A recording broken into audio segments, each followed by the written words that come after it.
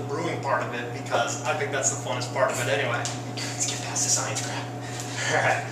What you need for brewing kombucha, it's really simple. You just need a brewing vessel for your culture, and this can be just any kind of glass jar, a large glass jar. Some people use a large glass Pyrex bowl, and you just want to make sure it's just plain glass. You don't want to use any ceramics, plastics, or crystals. Because kombucha, in its formation and its growing, and in the way it consumes the sugars and caffeines and tannins of the tea, it acts as a solvent. It produces acids and little bit trace amounts of alcohol that it uses to break down the foods that it's consuming. And if you put it in something like lead crystal, which can have lead in it, or if you put it in plastic, it's going to break down those, suck it out into the culture, and then you're going to end up drinking that. So you just want to make sure that your brewing vessel is glass. And you want to keep your brewing vessel covered to prevent airborne mold and bacteria from settling in on there and culturing on your culture. And so I just use a cotton dish rag, stretch it over there, and put a rubber band on it and top it off. And this is a 2-gallon jar. I picked this up for $14 at a warehouse store. And so that equipment so far right there, pretty cheap. The next thing you're going to need is you're going to need something to brew the tea that you're going to feed your kombucha. So this thing actually needs fed and maintained, so it's pretty neat like that. It's almost like a pet. And I just got this really cool Marmite pot that you'd use for like steaming vegetables. You see a lot of campware. And what's cool about Marmite, I've actually contacted the company because it was such a great deal that I couldn't believe that it was glass enamel coated. And that way it's totally non-reactive. So when you brew your teas in there, it's not like stainless steel or aluminum where you're going to get stuff leaching out into your tea. So and this pot was only like 12 or 13 bucks as well. And so I can brew up to 4 gallons of tea at a time in this bad boy, so I love it. And then from then on, all you need is some bottles to do your second fermentation. And I recycled these from like GT's kombucha bottles. Any kind of bottles you find that are glass and have like a good sealing lid you can use for your second fermentation, which we'll get into after the brewing. And you'll need a bowl and a strainer and a pitcher, and that's it. Super simple equipment that you need for brewing your tea. And now that you got your equipment, we would get into what we're going to use for the tea itself that we're going to feed the kombucha. Now there's a lot of different ways you can go with this, as I found out. Originally I've always heard you can't do anything. Sugar, white sugar, plain sugar, and black tea. I've heard that a lot. So many people say, don't deviate from that. Everybody's done it. It works. It's tried and true. Go for it, And a lot of people were telling me, no, I want to try something else. And I was like, well, I'll stick with that. I used organic sugar and organic black teas. For the longest time, I've just been doing it like that. And, because I've seen several books that's the way you should do it. Just the way you should do it. Otherwise, you're going to hurt the culture. But in that book, Analysis of Kombucha Ferments, and Michael Rosen, he does all these studies of these different kombuchas, and they're grown with those other things like maple syrup and honey, and the cultures are fine. It actually changes the ferment a little bit, so there's little alchemical things going on, but in the end you're getting just as good of a product as you would if you were just using straight up sugar, which is really neat if you're concerned about doing that and using sugar. Or if you're interested in going all local with it, you can use maple syrup. If you have maple trees on your property, you can tap your own maple trees, make your own maple syrup, and 100% local kombucha. So that's really cool. I'm glad to hear that. Something I might be experimenting with in the future when I have my own maple trees, because otherwise this is going to cost a fortune. So that's really neat. So what I do is I do stick with stick with using teas such as either green or black teas, and organic sugars, organic cane sugar. And the recipe for it is super simple. It's just 12 cups of water,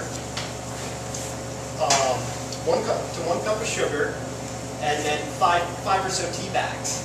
And you don't have to be, I found that you don't have to be super specific on that. It's flexible actually. It'll just affect the brewing time, as will cold and heat. So it's very flexible, and kombucha is actually very forgiving once you know what you're doing when you're playing around with it.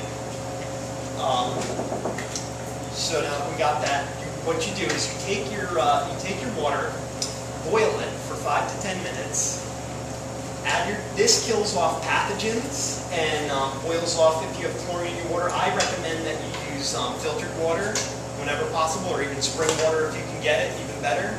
You want to use water that doesn't have any kind of chemicals dissolved in it as much as you can do. The purest water you can do is the best. It's best for your kombucha, it's best for you.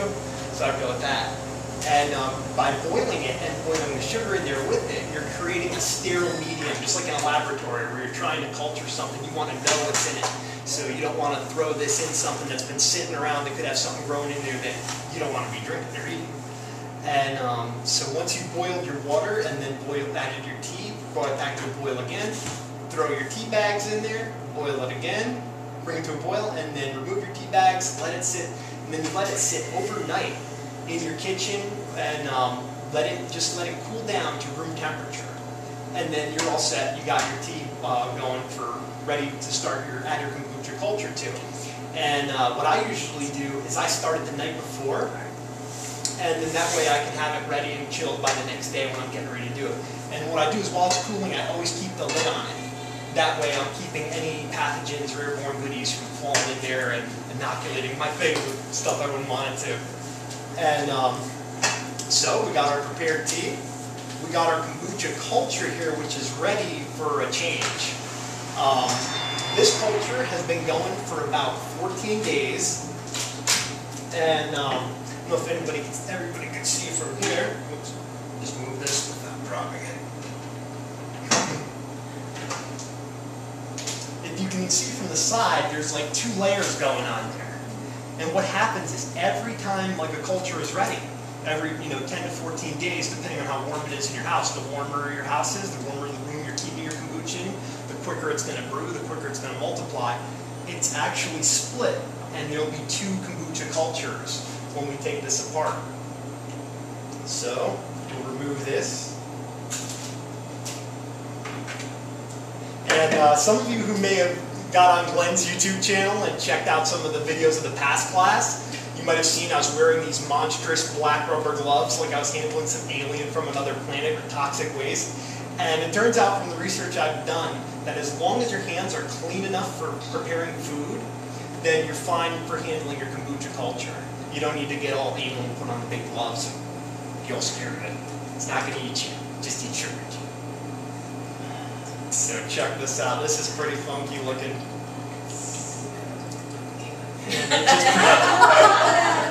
And then pretty much it just comes apart just like that. And this culture that's on the bottom is the mother culture, as it's referred to. And what happens is this culture that we refer to as the daughter culture pretty much forms on top of it. And slides off. Yeah, I told you it's coming out under the wall. It's alive. Literally. And it'll do this every 10 to 14 days. You'll end up with another culture almost the size of the original culture. So you can take this and then go ahead and start other cultures and cut it up and give it to a friend, pass it on, and that's pretty much the way this thing worked, is it was passed on from person to person, family to family. They would grow it, divide it, and in ancient Japan, they actually, the soldiers would take little bits of the kombucha culture, put it in a flask, a hip flask, and then brew kombucha on the go while they're on horseback. They got their flask in there, and they would add freshly brewed sugared tea to the culture, keep it going. So there's a little probiotic culture going on the go. I think that's pretty neat. Sounds like something fun to do. And now you've got your 2 cultures here. What you want to do is look at them and decide which you think is the better looking of the 2. And that's the one you're going to save to start your next batch. Sometimes you'll notice these little markings here. Bring it out.